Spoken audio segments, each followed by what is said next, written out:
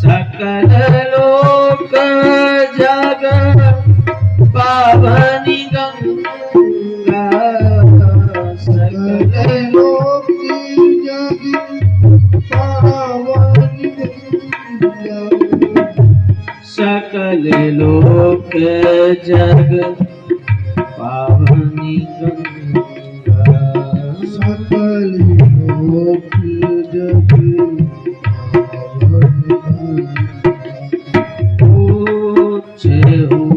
रघुपति तथा कृष्ण, रघुपति तथा कृष्ण। जब माँ भवानी पार्वती अपने पति महादेव, कथा क्या है? कथा गंगा है मेरे भाई। राम कथा, शिव कथा, भागवत कथा, कोई भी कथा हो, हरि कथा, सब गंगा गंगा गंगा। जैसे गंगा पावन कर देती, पवित्र कर देती, ऐसे ही भगवान की कथा हम सबको पावन कर देती है, हमारे मैल को, हमारे मल को धो देती है, मंगल करने वाली, कली के मल को हरण करने वाली है भगवान की कथा। मंगल करनी कली मल हरनी, मंगल करनी कली मल हरनी, मंगल करनी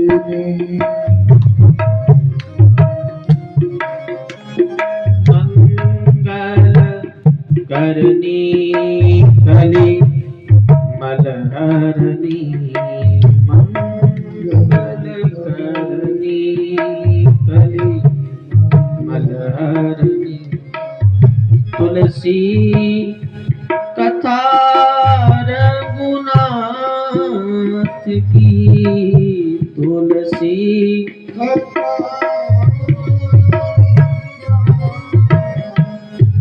गतिकोर कविता सरित की, जो सरित पावन पात की,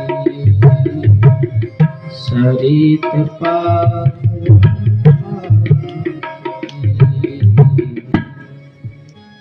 मंगल करनी कलिमल हरणी, तुलसी कथा रघुनाथ की।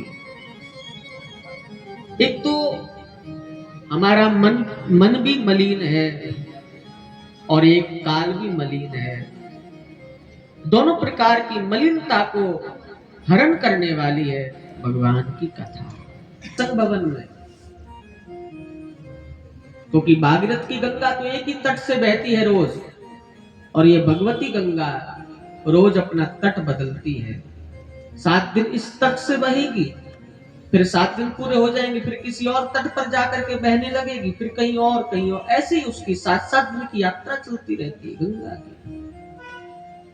और ऐसी गंगा है जो हमारे मन को, हमारे वचन को और हमारे कर्म को शुद्ध कर देती है। मन वचन कर्म हमारे शुद्ध हो जाते हैं, ऐसी भगवती गंगा है कथा। तीसरी बात, तीसरा परिचय है, कथा हम सबकी माँ है। हम बालक बनकर के जाएं इसकी गोद में, हम बालक हैं और कथा हमारी माँ है। और जब हम बालक बनकर के इसकी गोद में बैठेंगे ना, तो हमें जरूर अवश्य विश्राम प्राप्त हो जाएगा, आराम मिल जाएगा। बच्चा कितना भी थका मांदा हो, लेकिन जब माँ की गोद में जाकर के बैठ जाता है तो बच्चे को परम शांति मिल जाती है। थकान दूर हो जाती है उसकी। ऐसे ही संसार में जब हम थक जाएं और जब हमें चाहिए कि अब विश्राम हमें मिले, तब आओ और इसकी गोद में आकर के बैठ जाओ। संसार का कोई ताप, कोई कष्ट हमें सताएगा नहीं, महफूज हो जाएंगे हम इसकी गोद में बैठ करके। तो ये माँ है भगवान की कथा हम सबकी। तात मात सब विधि तुलसी की, आरती श्री रामायण जी की। कलिमल हरण विषय रस पी की, सुबह श्रृंगार मुक्ति जुड़ती की। तो मेरी बात कहने की इतनी है बस कि ये कथा जो है हम सबकी माँ है। एक जन्म देने वाली माँ, एक पालन करने वाली। तो पुण्य करना पड़ेगा, मरना पड़ेगा, फिर स्वर्ग में जाएंगे, फिर कल्प वृक्ष देखेंगे। तो ये कल्प वृक्ष सबको सुलभ नहीं है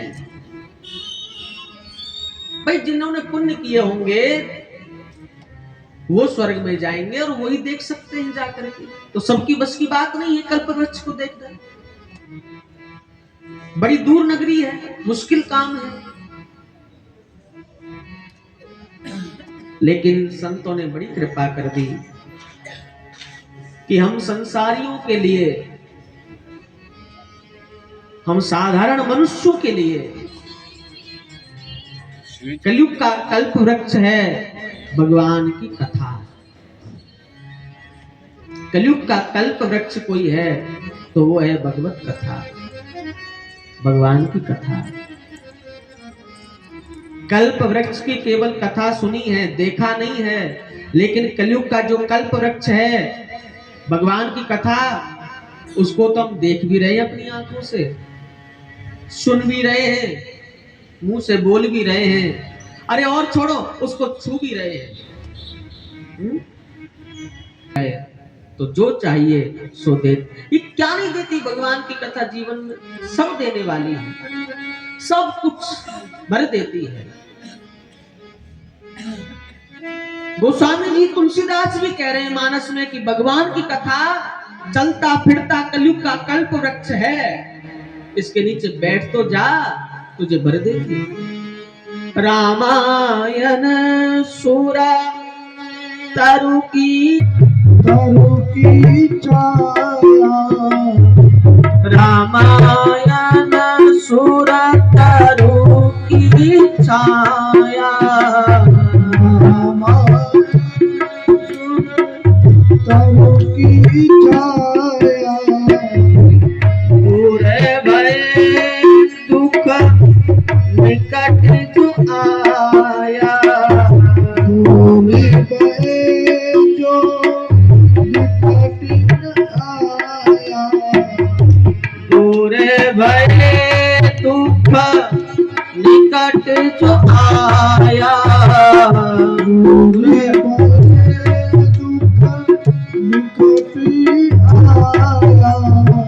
निकट जो आया, निकट जो आया, निकट जो आया, निकट जो आया, रामायण सुर तरु की छाया,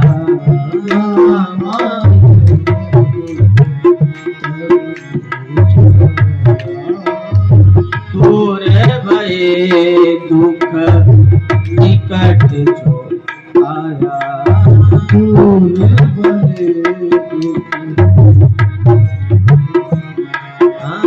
पूरे भय दुख निकट जो आया,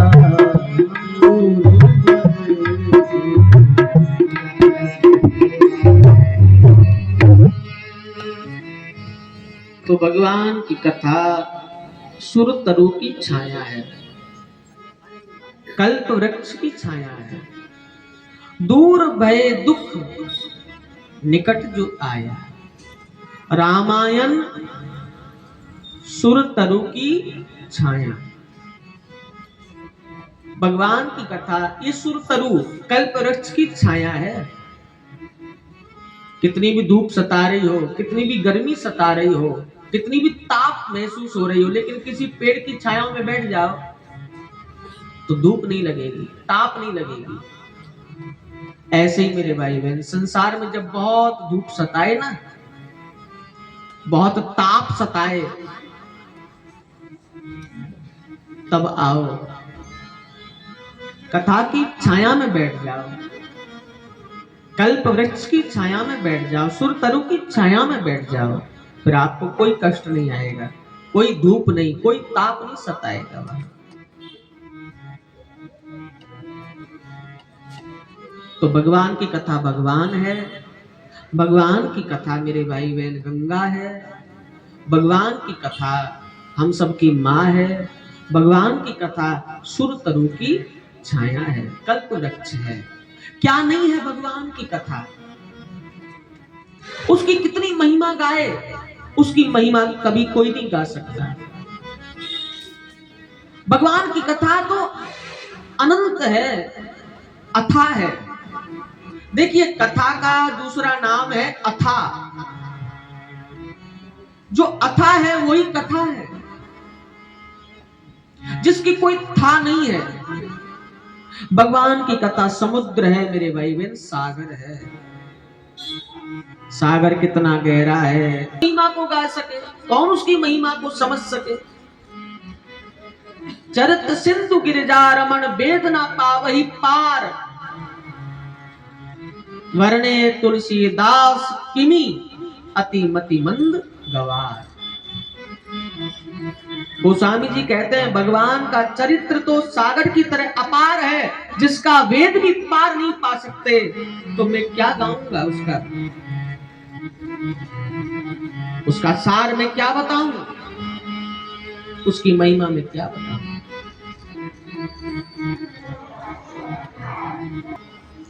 हरि अनंत हरि कथा अनंता,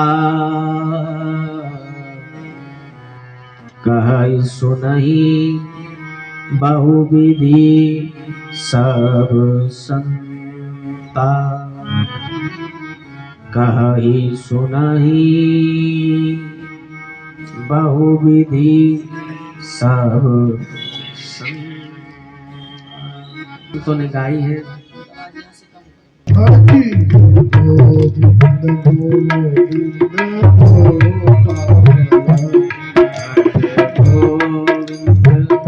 गोविंद गोपाला,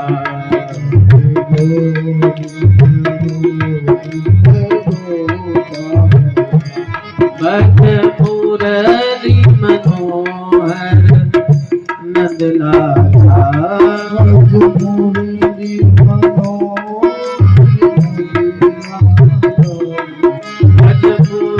मुरली मनोहर नंदलाला, भज मुरली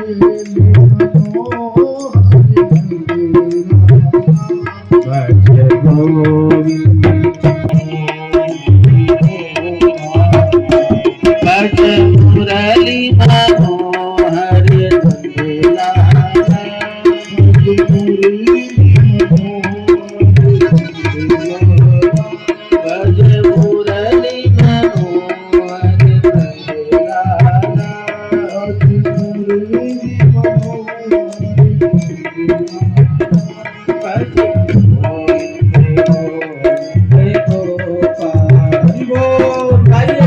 सभी गाने ताली बजाते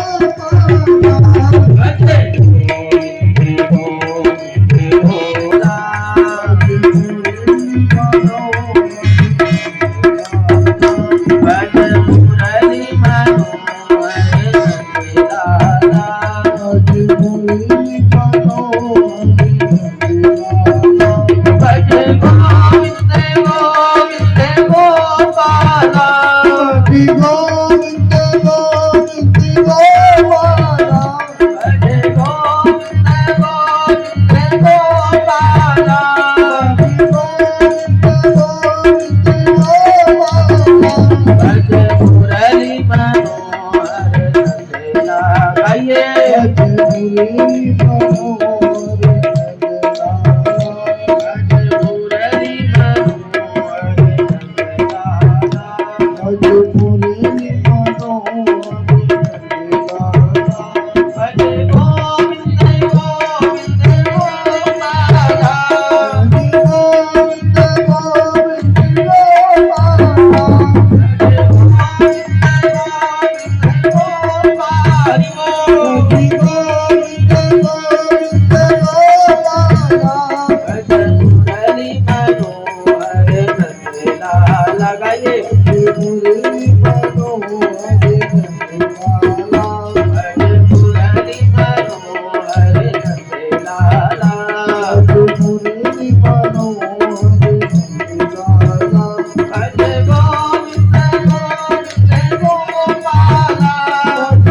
गोविंद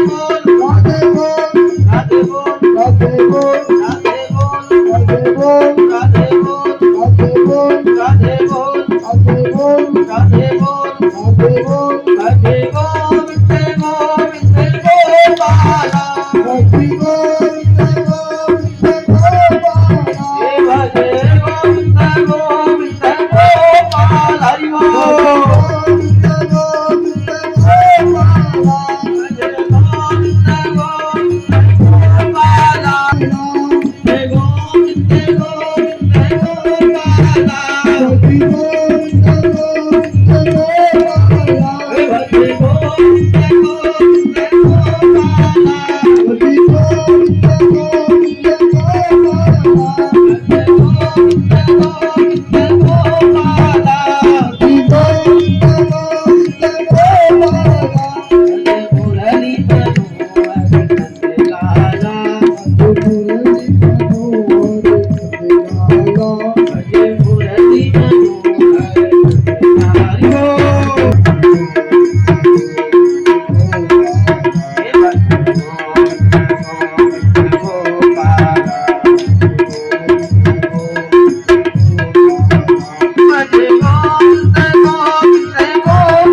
गोपाला गोविंद गोविंद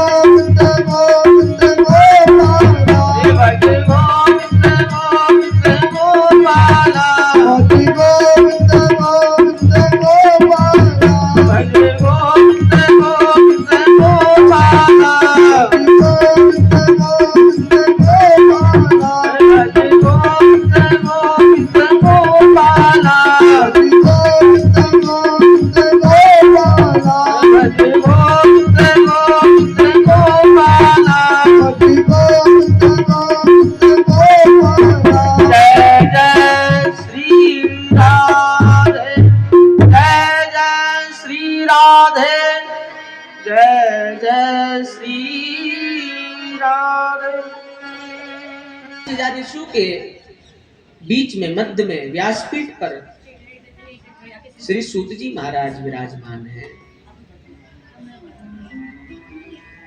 जन कल्याण की बात जब सूत जी महाराज से शौनकादिक ऋषि कहते हैं, प्राणी का कल्याण कैसे होगा आने वाले समय में, कलयुग में जीवों का कल्याण कैसे होगा, जब ये सवाल किया सूत जी महाराज से शौनकादिक ऋषियों ने, तो सूत जी महाराज इसी सवाल पर शौनकादिक ऋषियों को श्रीमद् भागवत कथा सुनाने लगते हैं। भागवत कथा सुनाई। हे ऋषियों, जीव का कल्याण का एकमात्र उपाय है, तो वो एक ही उपाय है, भगवान की कथा, भागवत कथा। प्राणी का कल्याण कर देती है, जीव का कल्याण कर देती है भगवान की कथा। आओ, इस प्रश्न का उत्तर देने के लिए मैं तुम्हें भागवत कथा सुनाऊं। तुमने मुझे पूछा है कि जीव का कल्याण कैसे होगा आने वाले समय में, कलयुग में, तो ये ऋषियों, उसका एक ही उपाय है, भगवत कथा।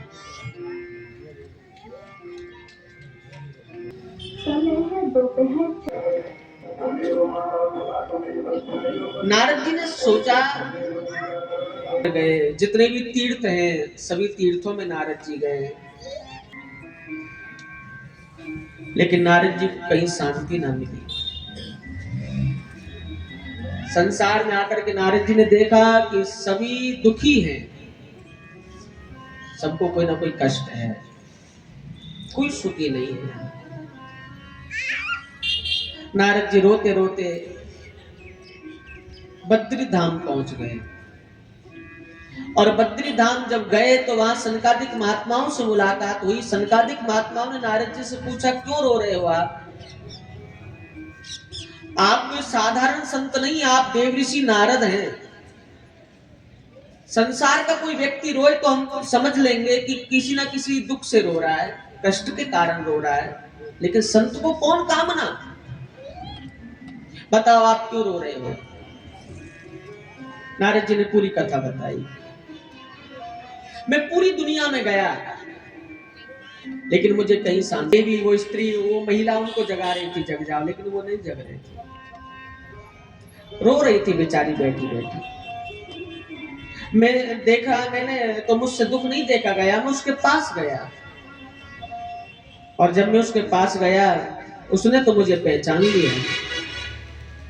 भो भो साधु क्षणम तिष्ठम चिंतामपि नासाय, पहचान लिया, आप तो नारद जी हैं, लेकिन मैं तो नहीं पहचान पाया उसको।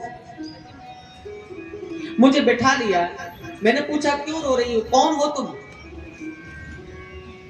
तब उसने अपना परिचय दिया, मेरा नाम भक्ति है, और ये जो दो बेहोश तुम देख रहे हो ये मेरे पुत्र हैं। अरे देवी, आप जवान हैं, आपके पुत्र बूढ़े हैं, ये तो उल्टा मामला है। माँ बाप जवान होते हैं तो बच्चे छोटे होते हैं, माँ बाप बूढ़े हो जाते हैं तो उनके बच्चे जवान हो जाते हैं, लेकिन आपको बूढ़ा होना चाहिए, आप तो जवान हो, और जिसे जवान होना चाहिए वो बूढ़े पड़े, ये कैसा मामला है। पूरी कथा बताई। गुजरात में गए, गुजरात में जाते हम बूढ़े हो गए। वहां किसी ने हमको कहा कि तुम वृंदावन चली जाओ अपने पुत्रों को लेकर के। मैं अपने पुत्रों को लेकर के वृंदावन आ गया। वृंदावन में आकर के मैं तो जवान हो गई, लेकिन मेरे दोनों पुत्र बूढ़े पड़े हैं। ये मेरे ही पुत्र हैं जो बेहोश पड़े हैं, बुढ़े। एक का नाम ज्ञान है, दूसरे का नाम वैराग्य है। आप तो संत हैं, इनको छोटे छोटे बच्चे बना दो। मैं जवान और मेरी संतान बूढ़ी। नारद जी ने बहुत कोशिश की मेरे भाई में, लेकिन कोई सफलता ना मिली। निराश हो गए, इतना कुछ किया और फिर भी हाथ कुछ नहीं पड़ा। तब आकाशवाणी, परम श्रोमणी संत तुम्हें कोई मार्ग बता देंगे, सत्कर्म बता देंगे, जिसके करने से ये दोनों भक्ति के पुत्र छोटे छोटे बच्चे हो जाएंगे। आकाशवाणी ऐसा बता करके चली गई। अब नारद जी ने सोचा कि संत कहां मिलेंगे, ऐसे संत कहां मिलेंगे, श्रोमणी संत। अब नारद जी संतों को ढूंढते ढूंढते मेरे भाई बन बद्री धाम पहुंच गए, और वहां सनकादिक महात्मा मिल गए, चारों ऋषि मिल गए। वहां अपना दुख, नारद जी ने कहा मैंने सब पुराण सुनाई, वेद सुनाए, शास्त्र सुनाए, उपनिषद सुनाई, गीता सुनाई, तुमने सब सुनाए, लेकिन भागवत तो नहीं सुनाई। बोले हाँ, भागवत तो नहीं सुनाई। कि भागवत सुना दो तुम्हारा काम बन जाएगा। सनकादिक महात्मा मेरे भाई बहन हरिद्वार में आकर के आनंद नाम के तट पर बैठ गए, गंगा के किनारे। गंगा की बालू की 4 व्यासपीठ बनाई, चारों व्यासपीठों पर विराजमान हो गए। नारद जी वृंदावन पहुंचे, भक्ति को कहा देवी अपने पुत्रों को लेकर के भागवत सुनो, हरिद्वार चलो, तुम्हारे पुत्र छोटे छोटे बच्चे हो जाएंगे। भक्ति सुनती अपने पुत्रों को लेकर के हरिद्वार आ गई, कथा सुनी, और कथा जब पूरी हुई मेरे भाई बहन, तो भक्ति के दोनों पुत्र छोटे छोटे बालक बन गए, और दोनों पुत्रों को लेकर के भक्ति नाचने लगी। भक्ति सुतो तो तरणो गृहीत्वा प्रेमे करूपा सहसा विरासित, श्री कृष्ण गोविंद हरे मुरारी, हे नाथ नारायण वासुदेवा, हे नाथ नारायण वासुदेवा, हे लक्ष्मी नारायण वासुदेवा।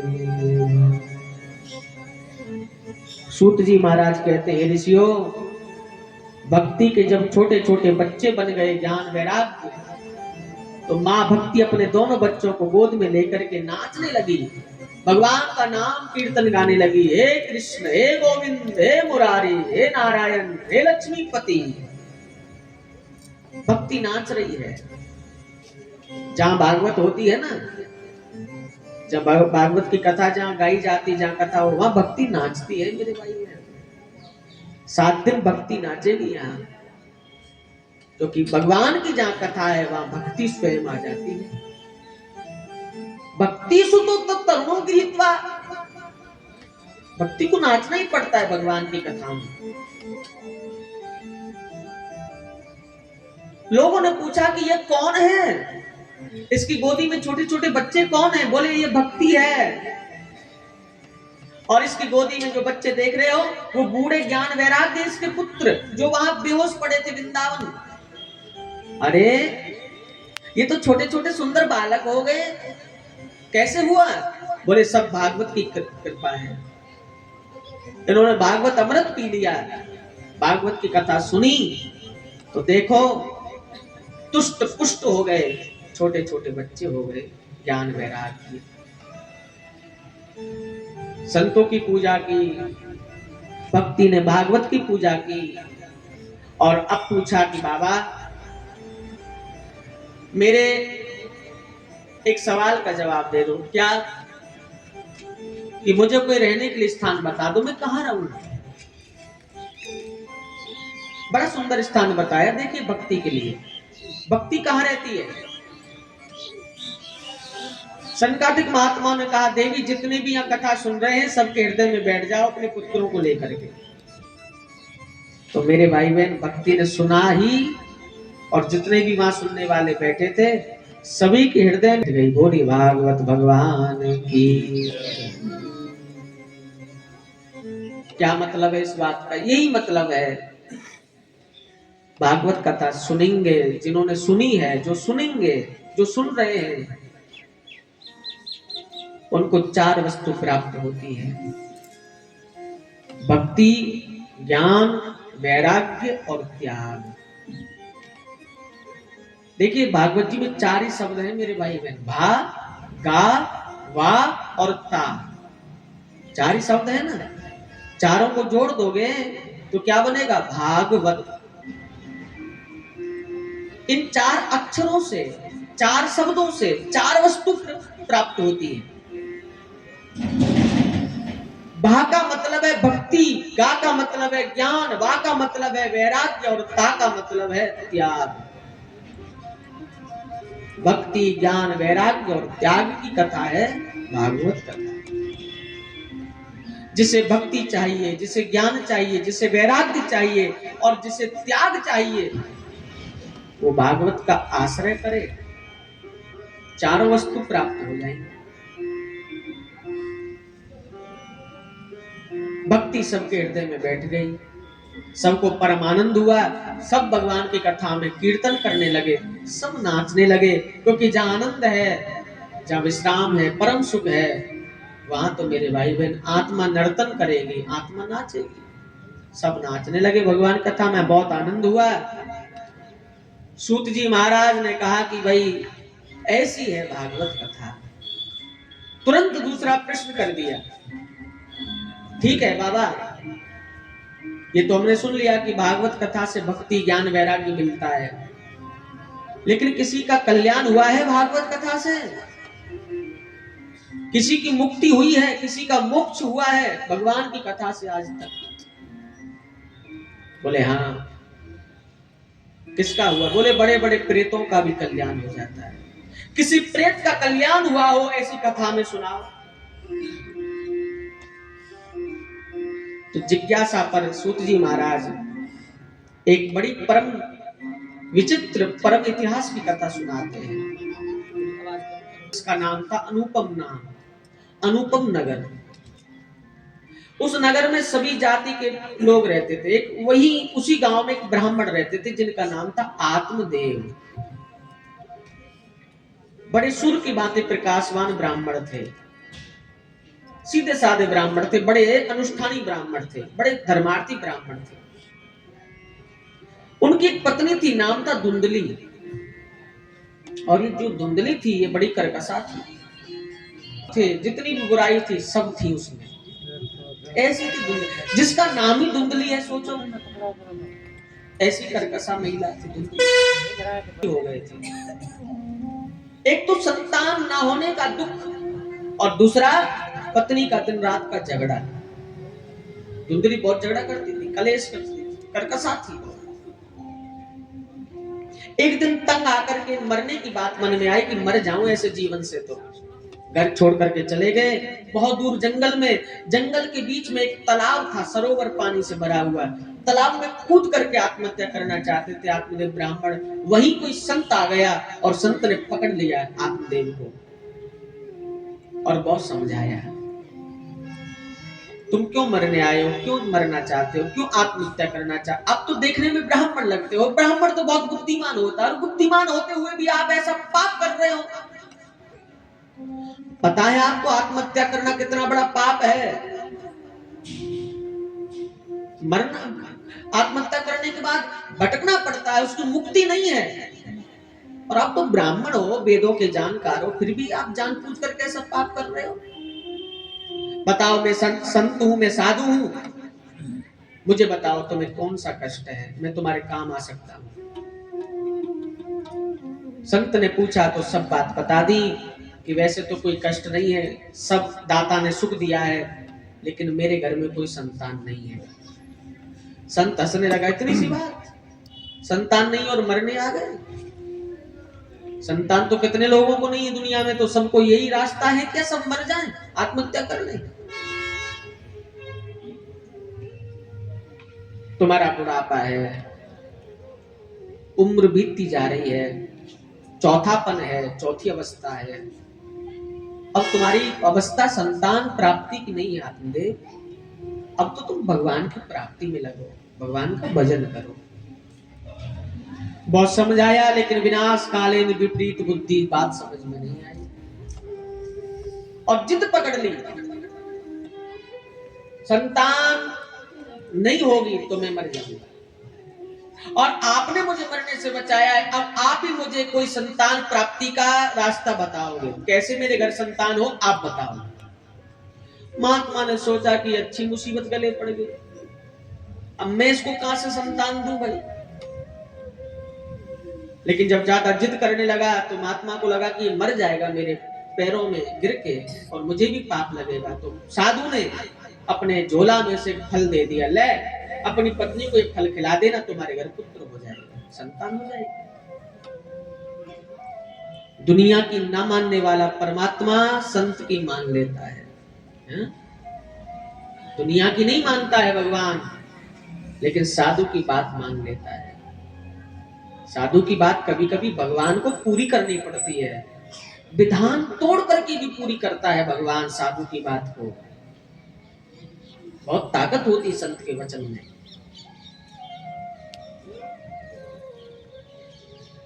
एक पति पत्नी थे, 20 साल से कोई संतान नहीं थी उनको, बड़े दुखी थे बेचारे।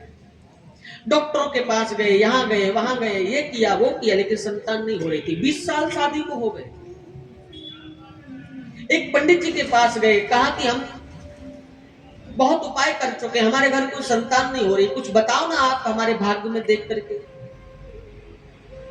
पंडित जी ने कहा, भाई तुम्हारे भाग्य में संतान सुख नहीं है, पंचांग में नहीं है संतान सुख। बेचारे निराश हो गए, लौट रहे थे, रास्ते में कोई संत मिल गया, पैर पकड़ लिए, रोने लगे साधु के। क्या बात है? बोले हम बहुत दुखी हैं। क्या है दुख में? बोले हमारे घर कोई संतान नहीं है। महात्मा ने कहा, बस इतनी सी बात ले बेटी, मैं अपनी झोला से तुझे भस्म दे रहा हूं, ये विभूति खा लेना, तेरे घर संतान हो जाएगी समय आने पर, जा। आ गई कोई मौत, साधु को बोल दिया, दे दिया वरदान आशीर्वाद, विभूति दे करके संत चला गया। उस बहन ने वो विभूति खाई और कहते समय आने पर 9 महीने के बाद संतान हो गई, पुत्र हो गया। बालक बड़ा होने लगा। एक दिन शाम का समय था, वही बहन अपने पुत्र को, बालक को अपनी गोद में खिला रही थी घर के दरवाजे पर बैठ करके। योग ऐसा बना मेरे भाई बहन, वही पंडित जी महाराज जिसके पास गए थे कभी, वो वहां से निकले। पंडित जी ने पहचान लिया उस महिला को कि ये तो वही है जो मेरे पास 1 साल पहले आए थे। तब तो इसको कोई संतान नहीं थी और मुझे भी पूछा था, मैंने भी मना कर दिया पंचांग में कि तुम्हारे भाग में संतान, लेकिन ये तो बच्चा खिला रही है गोदी। तो सोचा उस पंडित जी ने कि हो सकता है किसी से गोद ले लिया हो, रिश्तेदार का हो या तो किसी दूसरे का बच्चा हो। तो पूछ लिया, बहन जी ये बालक किसका है? बोले बाबा मेरा ही है। पंडित जी महाराज मैंने जन्म दिया, मेरा बच्चा है। पंडित जी ने कहा कि तुम मेरे पास आए थे, तुम्हारे भाग में तो नहीं था, तुम्हारे भाग में, पंचांग में तो तुम्हारे भाग में नहीं था पुत्र। तब उस महिला ने बड़ा प्यारा जवाब दिया, पंडित जी पुत्र सुख पंचांग में नहीं था, लेकिन किसी महात्मा के झोला में था, किसी महात्मा के झोला में पड़ा था संतान सुख। महात्मा के झोला से जो भस्मी मिली, जो विभूति मिली, वहां से मुझे ये पुत्र मिल गया। तो मेरे भाई बहन कहने का मतलब ये है कि हमारे भाग में नहीं होता है, हमारी किस्मत में नहीं होता है, लेकिन संत यदि बोल दे कोई बात तो भाग्य को पलट देता है, संत किस्मत को भी बदल देता है। साधु के वचन में बड़ी शक्ति होती है। दुनिया की न मानने वाला परमात्मा विधान तोड़ करके संत की बात को कभी कभी पूरा कर देता है। फल दे दिया, अपनी पत्नी को फल खिलाना, तेरे घर पुत्र हो जाएगा। आत्मदेव ब्राह्मण आ गए, धुंधली को कहा, देवी कोई महात्मा जिससे मैं फल लाया हूं खा ले, हमारे घर पुत्र हो जाएगा। अब पति से मना भी कैसे करे, ले लिया, लेकिन सोचा कि खाऊं कैसे। करती थी, जिस बात के लिए पति मना करता उसको करती, उल्टा करने वाली। बड़ा परेशान बेचारा वो पति, क्या करे, पत्नी उल्टा ही चलती, उल्टा ही करती है, जिस बात के लिए मना करे वही करती। तो एक बार गांव के कुछ लोग बस में हरिद्वार गंगा नहाने जा रहे थे। तो पति ने सोचा कि यदि मैं अपनी पत्नी को कहूंगा कि चलो सब जा रहे हैं, हम भी गंगा नहाने चले, तो मना करेगी। पूछा फल खाया? तो झूठ बोल दिया, हाँ खा लिया। धीरे धीरे समय बीता। धुंधली की बहन थी, धुंधली से मिलने आई, अपनी बहन को सब बातें धुंधली ने बताई। धुंधली की बहन ने कहा, चिंता मत कर, मेरे गर्भ से पुत्र होगा, मैं तुझे दे जाऊंगी। कुछ दिन के बाद धुंधली की बहन से पुत्र हुआ और धुंधली की बहन ने वो पुत्र धुंधली को दे दिया। सबने समझा कि धुंधली ने ही पुत्र को जन्म दिया है, लेकिन वो धुंधली का नहीं था, बहन का था। आत्मदेव ब्राह्मण को अच्छा लगा, सोचा कि महात्मा ने फल दिया ना, ये फल से हुआ है। उनको पता ही, बोले नहीं, मैं पुत्र का नाम सीताराम राम हरे राम राम सीता राम राम हरे राम राम राम सीता राम राम राम हरे राम राम सीता हरे राम राम सीता राम राम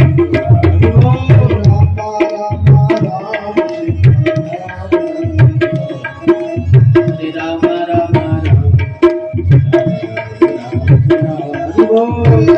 राम राम सीता राम राम राम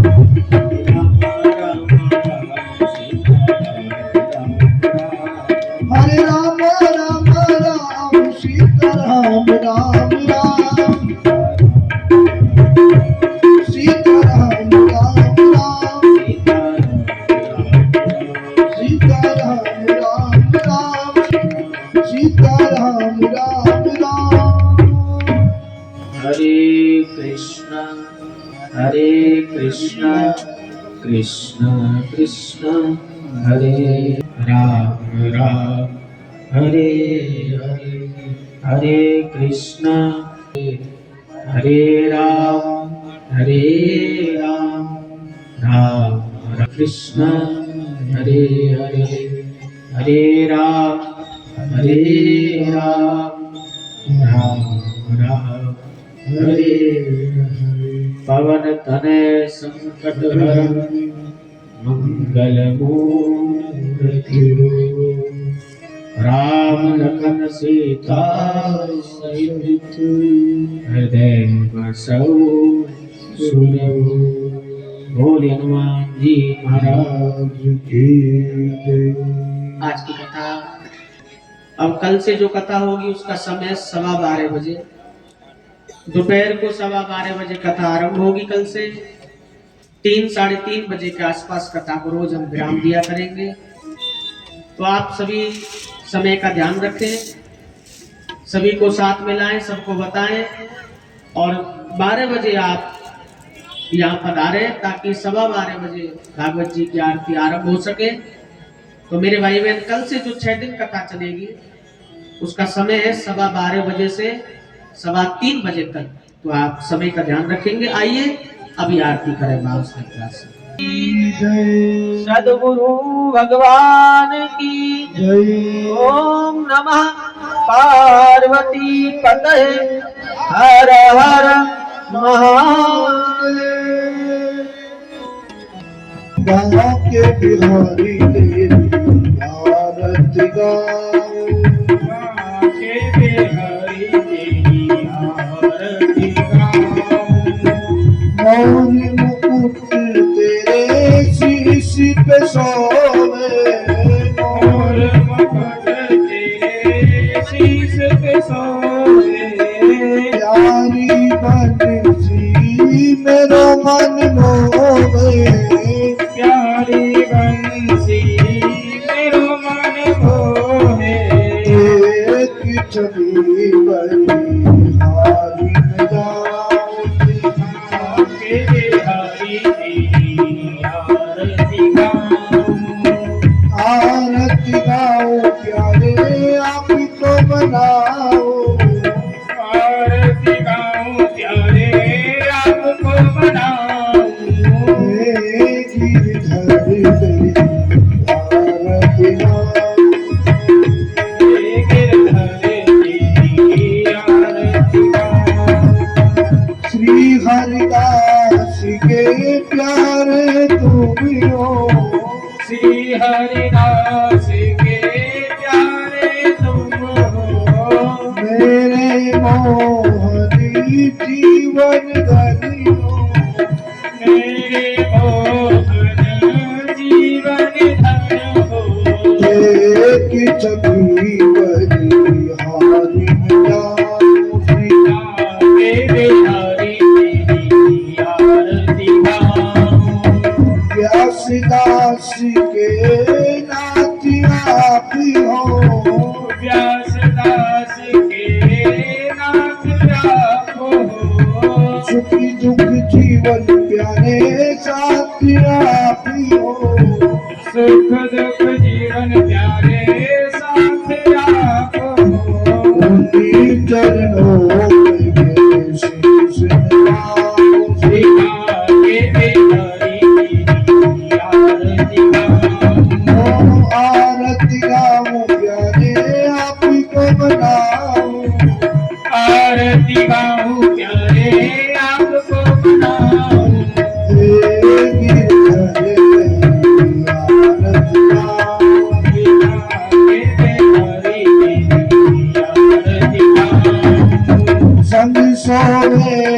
तुलसी भानी दुलारी संग सोहे ब्रज भान दुलारी ललिता विशाखा सखिया सारी ललिता विशाखा सखिया सारी रास सदा वृंदावन पाऊं प्रेमास सदा वृंदावन पाऊं हे गिरधर तेरी आरती गाऊं प्रेमा के बिहारी तेरी आरती गाऊं आरती गाऊं प्यारे आप को मनाऊं आरती गाऊं प्यारे आपको मनाऊं आरती गाऊं प्यारे आप को रिझाऊं आरती गाऊं प्यारे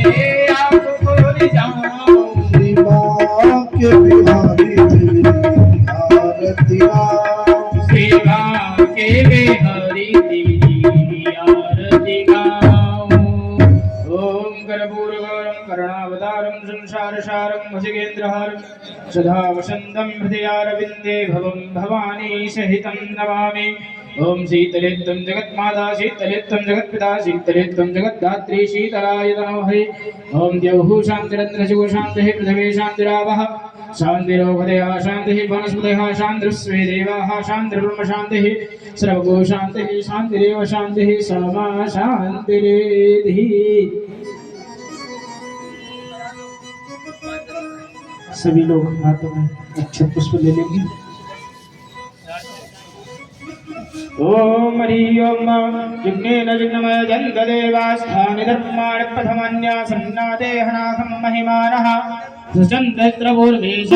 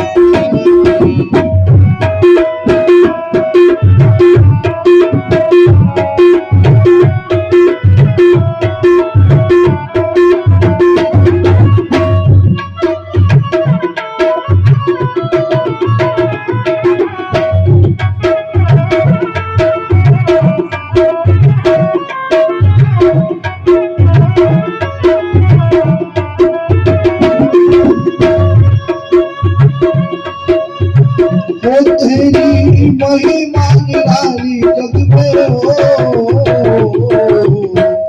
जय जय गणेश जय गणेश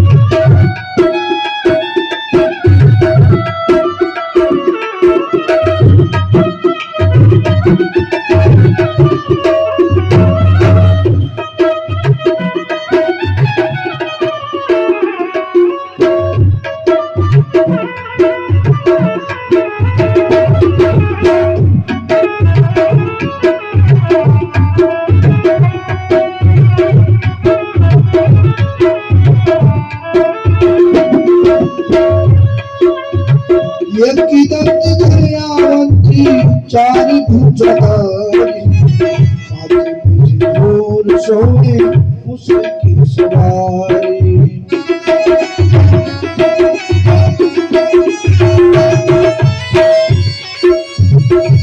तेरी महिमा निराली जग में हो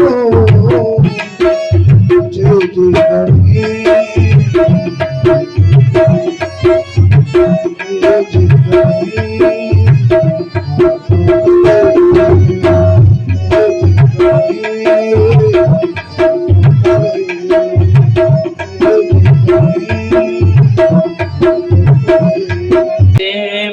का सुख संपत्ति घर आवे, सुख संपत्ति घर आवे, कष्ट मिटे तन का।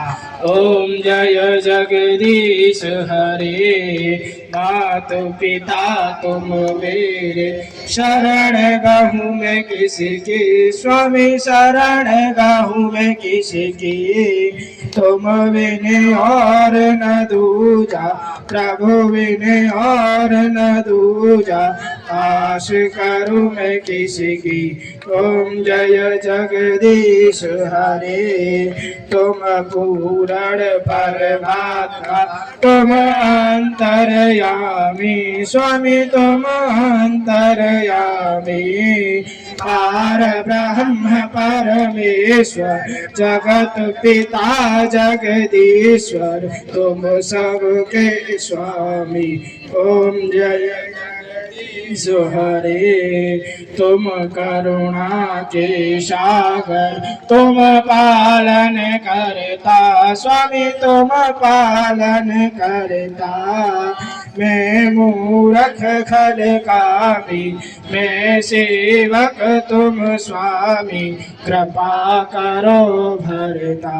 ओम जय जगदीश हरे, तुम हो एक अगोचर, सबके प्राणपति, स्वामी सबके प्राणपति, किस विधि मिलूं दयामय, किस विधि मिलूं मैं तुमको मैं कुमुदी।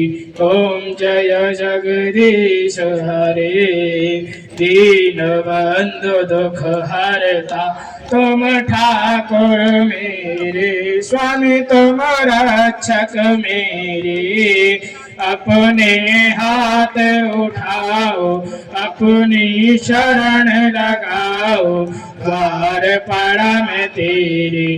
ओम जय जगदीश हरे, विषय विकार मिटाओ, पाप हरो देवा, स्वामी कष्ट हरो देवा, श्रद्धा भक्ति बढ़ाओ, श्रद्धा प्रेम बढ़ाओ, संतन की सेवा।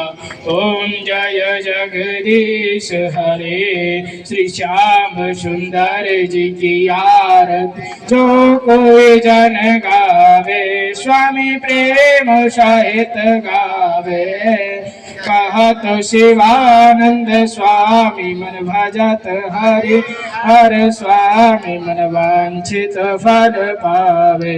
ओम जय जगदीश हरे, ओम जय जगदीश हरे, स्वामी जय दीनानाथ हरे, भक्त जनों के संकट, दास जनों के संकट, क्षण में दूर करे।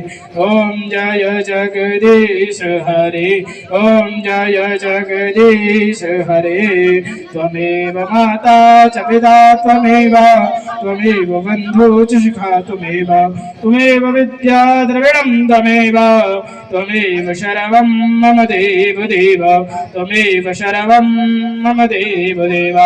ओम जले नहीं। ओम द्यौः शान्तिरन्तरिक्षगो शान्तिः, पृथिवी शान्तिरापः शान्तिरोषधयः, शान्तिः वनस्पतयः, शान्तिर्विश्वे देवाः, शान्तिर्ब्रह्म शान्तिः, सर्वगो शान्तिः, शान्तिरेव शान्तिः, सामा शान्तिरेधि। यतो यदः शमीहि ततो न अभयं कुरु, सन्नः कुरु प्रजाभ्यो भयन्नः पाशभ्यः, शान्तिर्भवतु सर्वारिष्ट शान्तिर्भवतु। अथ मंत्र पुष्पांजलि। सभी लोगों के हाथ में अक्षत पुष्प दे देंगे। तन्नो दन्ति प्रचोदयात्। हरि ओम तत्पुरुषाय विद्महे महादेवाय धीमहि तन्नो रुद्रः प्रचोदयात्। हरि ओम महालक्ष्मी च विद्महे विष्णुपत्नी च धीमहि तन्नो लक्ष्मी प्रचोदयात् हरि ओम हंस हंसाय विद्महे परमहंसाय धीमहि तन्नो श्री सद्गुरु प्रचोदयात् हरि ओम नंदनंदनाय विद्महे यशोदानंदनाय धीमहि तन्नो श्री कृष्णः प्रचोदयात् हरि ओम विश्वानुज्जाय च विद्महे कृष्णप्रियायै च धीमहि तन्नो श्रीराधा प्रचोदयात् ओम श्रीवन्दिकाम्बकुलचम्पकपाटलाब्जै पुण्यागजादिकरवीररसालपुष्पै बिल्वप्रभावदलसेदलमञ्जरेभे तान् पूजयामि जगदीश्वर मे वृषीध नानासुगन्धिपुष्पाणि यथा कालोद्भवानि च पुष्पाञ्जलिर्मया दत्ता प्रहाणात् परमेश्वरः। आप सभी लोग आरती ले लेंगे और भागवत जी की एक एक परिक्रमा कर लेंगे।